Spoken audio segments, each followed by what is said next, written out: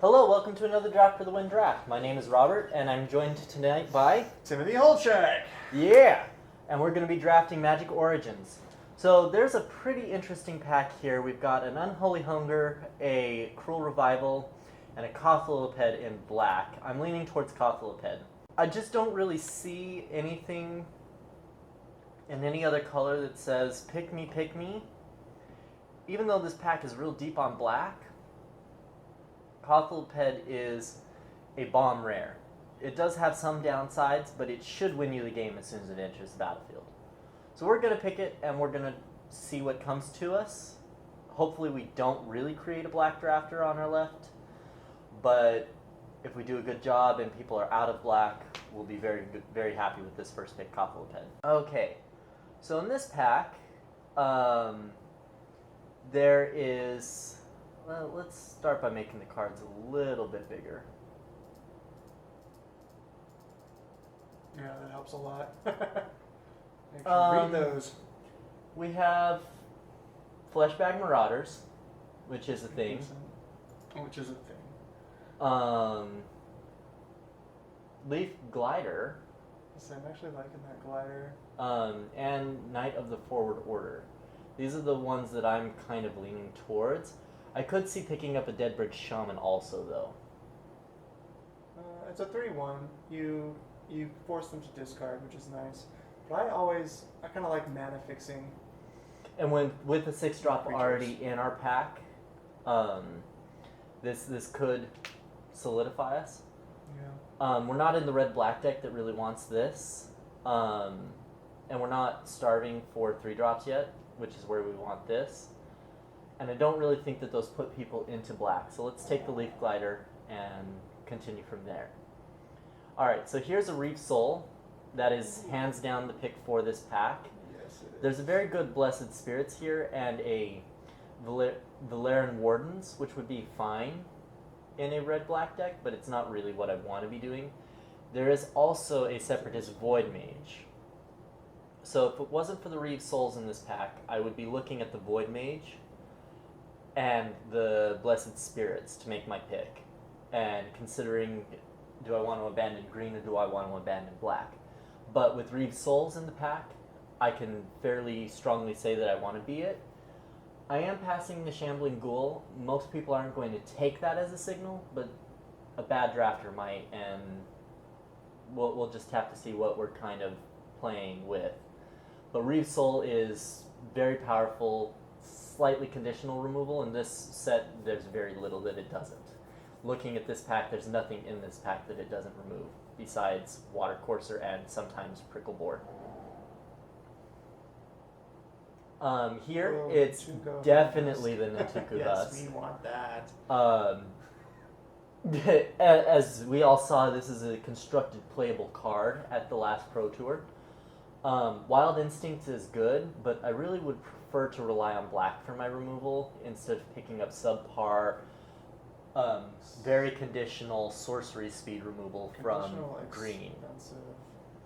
4-drop is also a really awkward place to have such multiple levels of conditional removal. You have to have both a creature, and it has to be bigger than what you want to kill with the +2, once it has +2/+2. And it works just like any other damage-based removal. If they can pump it outside your range, you lose your removal spell. And in this case, you actually lose your removal spell and usually your creature. That's assuming you draw it when you need it. Mm-hmm. Well, that's with all removal. So Nantuku Husk. We'd love the table weight of the Underworld, though. Yeah. Okay, so here we see a very late Stalwart Aven. We're not married to green, black at all. Dark Dabbling's a good card, but Stalwart Aven is by far the best card in the pack. A Crow and Jailer could be okay, but you can usually pick those up late. Subterranean Scout's alright, it's not great. Evolving Wilds is useful, but we're not in a 3-color format, so we don't need to have it. Psychic Rebuttal, Stratus Walk, not really things we want to be playing in our deck. Neither is Nivix Barrier. So really, the choice is between Dark Dabbling and Stalwart Aven, and I think Stalwart Aven is just so superiorly the best card that that's what we want to pick. It may mean that we abandon the Leaf Glider pick, but that's not a bad pick to abandon. Okay, so fix that if you wanted to. here is a Foundry of the Consoles, which I really want to play with the Nantuku Husk. Tormented Thoughts is like, I think it's too expensive once you have to discard a creature to make it operate. Because to lose a large creature at sorcery speed, I mean, I can't even use it to respond to something they're doing, and to make it cost 3, it just feels really hard to make work well for me. Maybe in the red-black sacrifice deck, but that seems like it's going really deep. So Foundry of the Consoles, great card with Nantuku Husk. We're going to take it. It was first in line, too. Yeah. It was screaming, take me. Exactly. Second another Nantuku Husk. This is definitely telling us that we're in the right base color. Oh, there's a way to the underworld. What we're going to need to decide, hopefully next pack, hopefully the black keeps on flowing throughout this pack. I don't think it will, but hopefully it does. We'll be deciding what our second color is. And I'm not married to either green or white. It could be red, it could be blue. With 2 Nantuku Husks, I'm very open to the red-black sacrifice deck. But I'm also not forced into being into it. A black-blue artifacts sacrifice deck would also be very reasonable. Speaking of black-blue, Aspiring Aeronaut is very good. Possessed Scab has some upsides. I don't have enough instants and sorceries. Well, I guess it also grabs a creature. So that's actually a lot better than I was thinking it was. I think I'm going to take that and open myself up into black-blue. Shrapnel, or Smash to Smithereens is an okay sideboard card, but it doesn't pull me any direction. So Possessed Scab does. Oh, what the heck? I thought I'd click Possessed Scab. Well, that's not what I wanted to have happen. Alright, so here it's between Orchard Spirits, Water Courser, and a Crone Jailer. Now we know somebody took a Possessed Scab out of this pack, which means that the blue-black ship is probably going to have sailed. So Orchard Spirit is very good. A Crone Jailer is also very good. I think I want to do the Orchard Spirit since it essentially has flying on the attack. None of these cards really want to be in this deck, so we'll take the Cobble Brood out, I think. No, we may as well take the Aven Battle Priest. We might end up going in white, and we might end up wanting it. I could take the Foil Island, but I'm going to take the Foil Battle Priest. Water Courser? Water Courser or Heavy Infantry. I could also take the Dragon Fodder. I would say maybe take the Heavy Infantry. We haven't invested anything in blue. We've got some decent white rolling. Mm-hmm. Plus that gives us the ability to tap a creature on cast. And it would be our first 5-drop. The upside for the Dragon Fodder is that it puts us very solidly on the road to being a good red-black sacrifice deck. I think Artificer's Epiphany is the best card in this pack. We're essentially picking out the dross from each of these packs.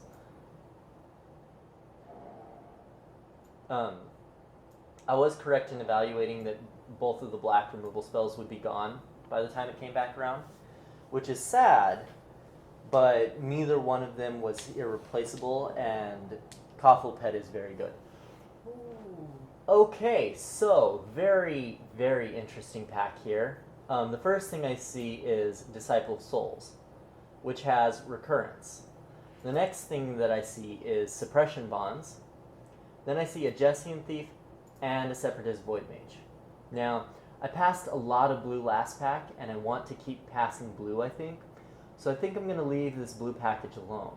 I really wanted to solidly be in black, and I have several people on my right already passing me black. I want them to continue doing it. So I think Disciple of Souls is the pick here, just because it says I am black, and it takes all the viable black out of this pack. It'll send a pretty strong signal, because there's playable-ish green, there's playable red, in fact there's pretty strong red, there's very strong blue, and there's good white. So it'll push people towards white, blue, and red, and away from the black that I want to be.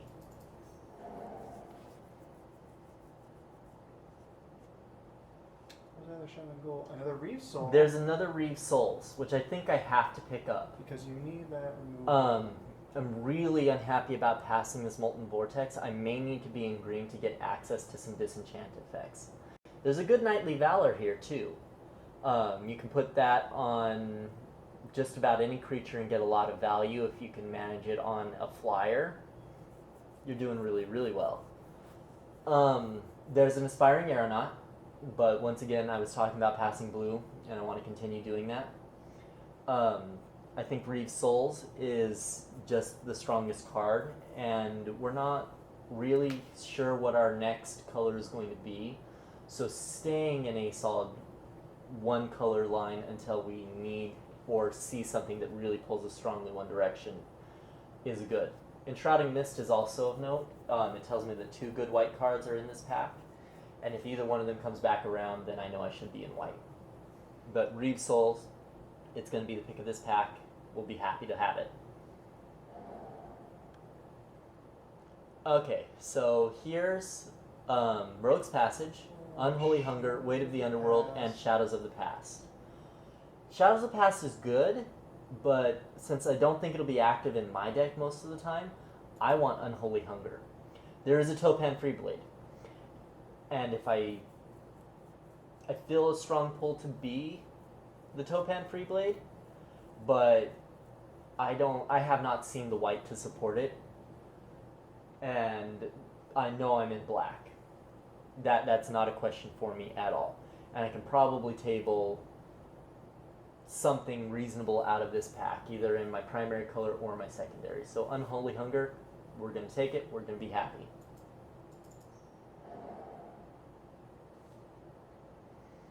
We're going to be really happy to have Eyeblight Massacre.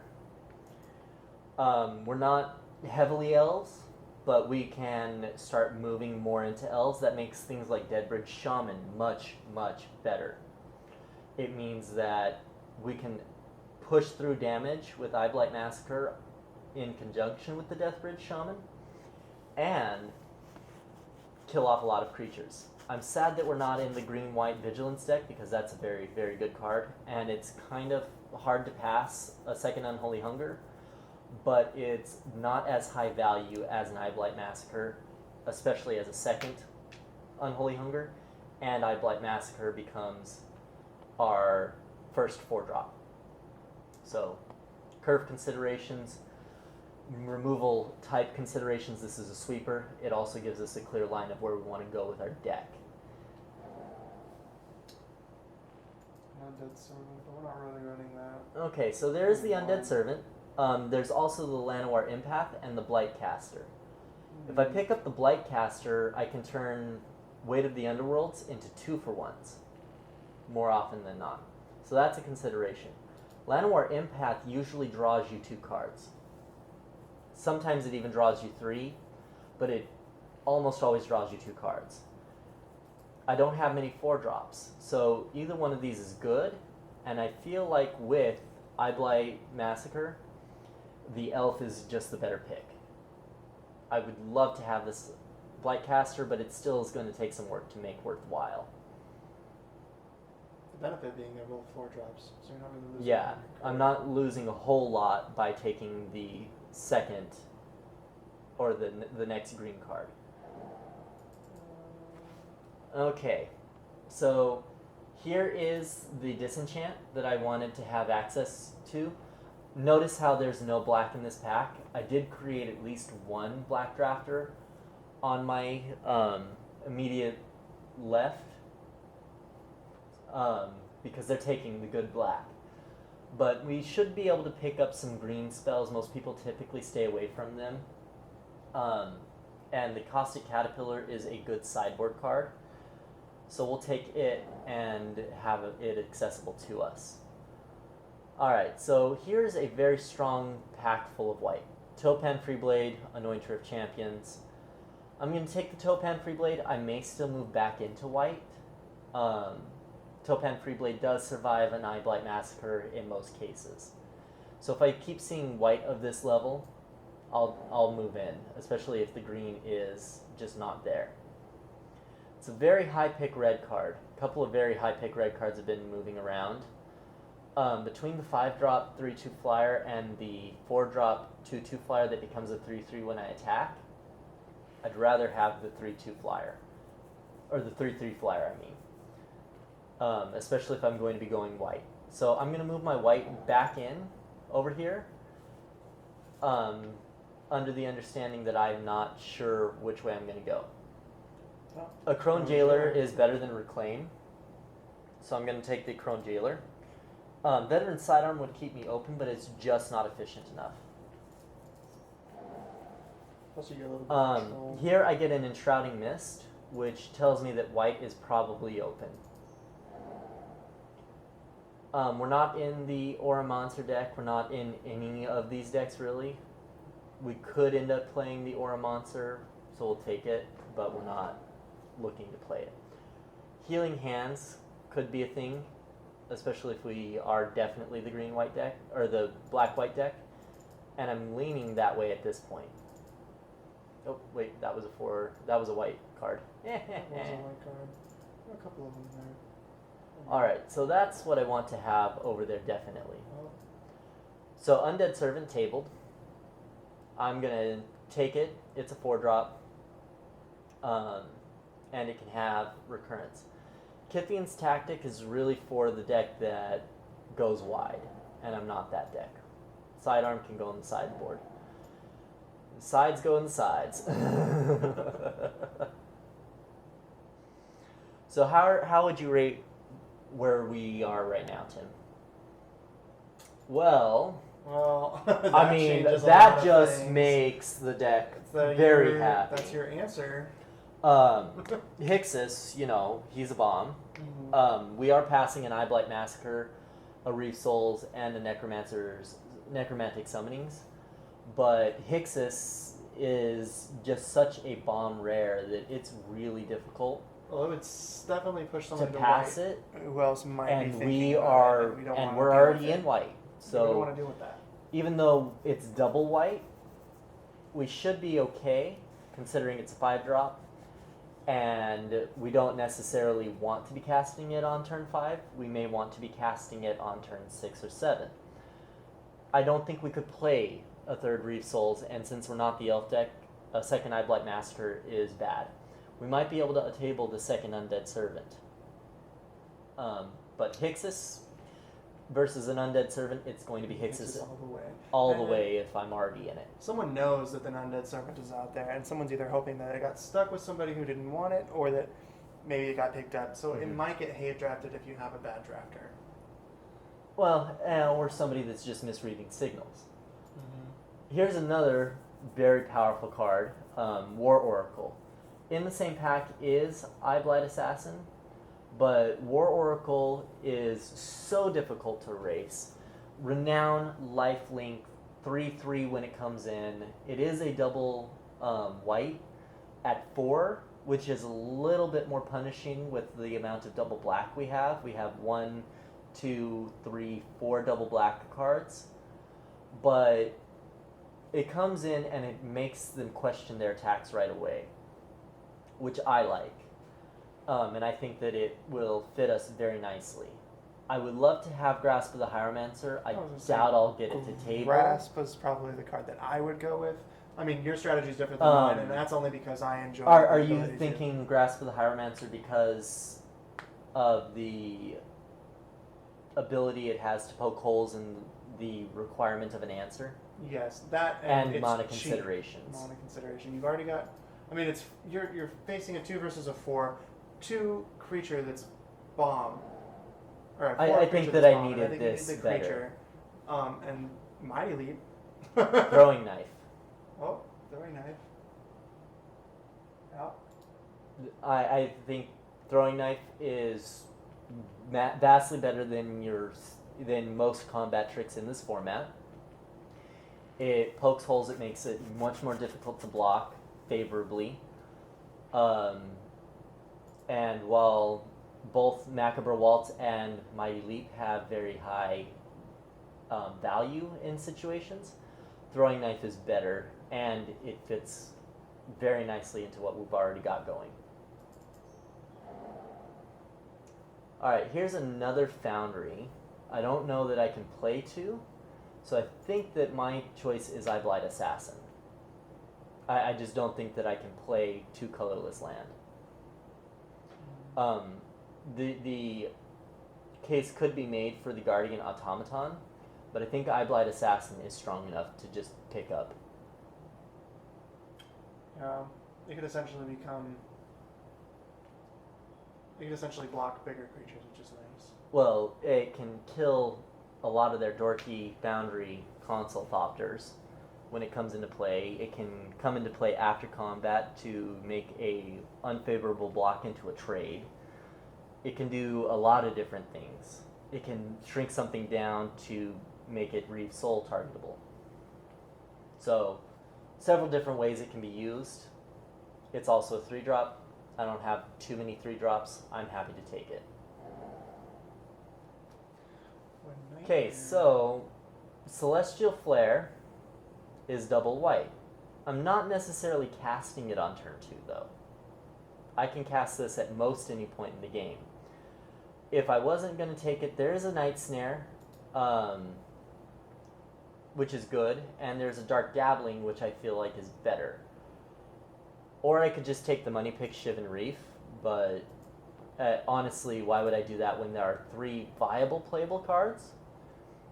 This is probably a sideboard card, whereas this is probably main boardable, and this is main boardable but cuttable, replacement value. Hard on mana, but it pushes me towards doing a more even mana base. Okay. So here, my choice is between... Oh, wait, there's a Blight Caster. I don't have any enchantments yet. So if I do see any, I prioritize them at this point. But it is a 4-drop, and it makes them start worrying about any enchantments I might play.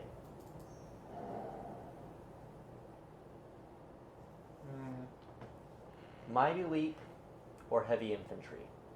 You're running a heavy infantry, and it's a 5-drop? Yeah. I think Mighty Leap, it's probably not going to make the main board, but it's playable. Alright, so here's an Undead Servant, but I only have 1 2-drop creature, so I think that I need the Shambling Ghoul. The Shambling Ghoul.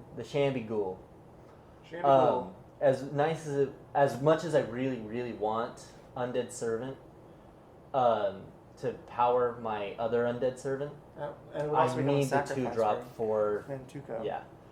I need the 2-drop though for curve considerations.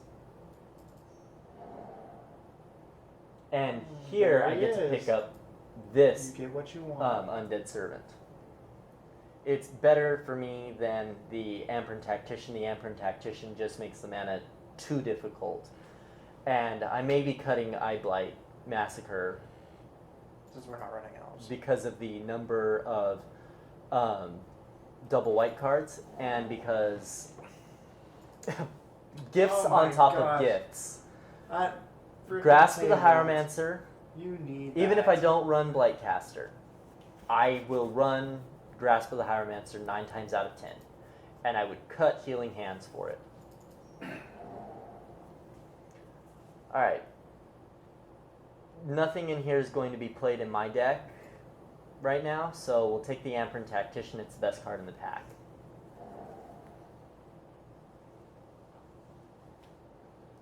Well, if anybody wants to play any of these, I'm fine. I'm least fine with Bone to Ash. Night Snare might actually come in out of the sideboard, so it's a sideboard. Yoked Ox I don't think will ever come in. I want to be the aggressor in this deck. And if they manage to stall me out, Cothaloped gets me out of most situations I can't handle in any other way. And there's your planes. And my last land. Alright, so we have 16 creatures, 10 spells. That gives us a couple of picks that we can cut. We are very even on our colors. So we have to decide what our color breakdown is going to be. So we're going to group creatures separately, creepers, and we're going to sort by converted mana cost. Alright. So, I think I can cut Eyeblight Massacre and Healing Hands. That leaves me with one double casting cost spell in black and one in white, and they're both removal. One is premium removal, the other is conditional removal, but should be a condition that is met in almost every game. That gives me 8 spells, which means that I need to have at least 15 creatures. So I can only cut one creature up here. Cothaloped and Hixus are bombs.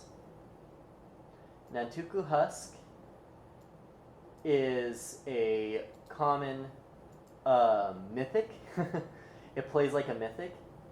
A Crone Jailer is replacement value, so we'll leave it there. The Disciple of the Damned, or of Souls, the Spoiler of Souls, is difficult on mana. More so even than War Oracle. But War Oracle is also difficult on mana. I have 2 2-drops, and I have 2 3-drops. I have 4 3-drops, and I have 3 2-drops. I have 5 4-drops, and that's a very tough place to be. So I'm leaning towards cutting the Blightcaster, and maybe taking out the Despoiler, even though it has recurrence because of how hard it is on my mana, and putting in the Auramancer instead. I could also put in an Amperin Tactician. I don't think I'm going to play the Aven Battle Priest.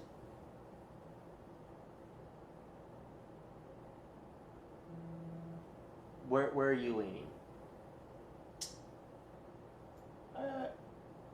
This makes my mana easier, and it does get me Grasp of the Hieromancer back. Yeah, and Grasp is your only enchantment. So if it's down, you can get it back, which means essentially that gives you control of 2 creatures if someone. I mean, that means that this is a vanilla 2/2 for 3 most times, and when it's not, it has incidental upside. Versus a 3/1 that has recurrence, but it's hard on my mana.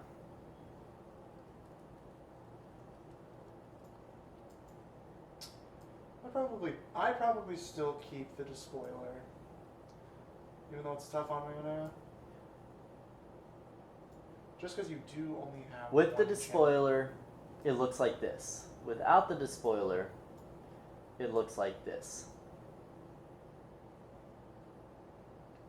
And Despoiler is usually going to fall somewhere around there. True. Somewhere between here and here. So the deck looks pretty much the same. Despoiler of Souls is better, strictly better than Auramancer. Yeah. I keep the Despoiler. That's just me. I think I should cut Mighty Leap in favor of Healing Hands, though. Possibly. You don't need the combat trick that bad.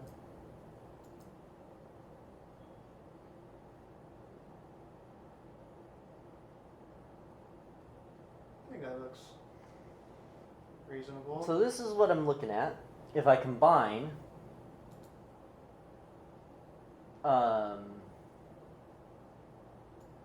well, these are the things that I'm doing on turn 2.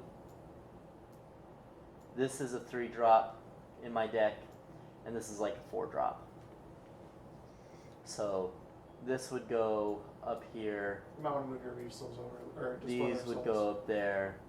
This goes up here.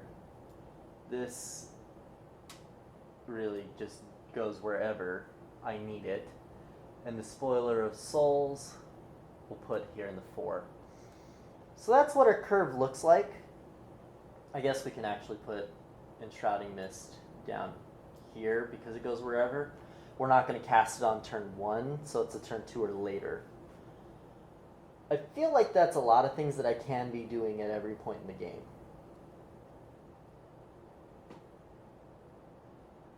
So let's go ahead and add our mana. I'm thinking 8/8 at this point. Yep. Let's sort by color just to see. Oops, that was wrong. Sort by. Fine, we'll do it this way. Color. Oh. Convenient. Double black. Double white. That's funny. Well. So we are exactly even. We want to have equal access to both white and black. Foundry of Consoles is really hard to use in this deck. I think I need to cut it. I think it just makes our mana worse. I think it does. In a deck that is already going to have mana If issues. you draw that colorless, you're going to be kind of upset if you're holding the Spoiler. And I think that I need double black more than I need double white.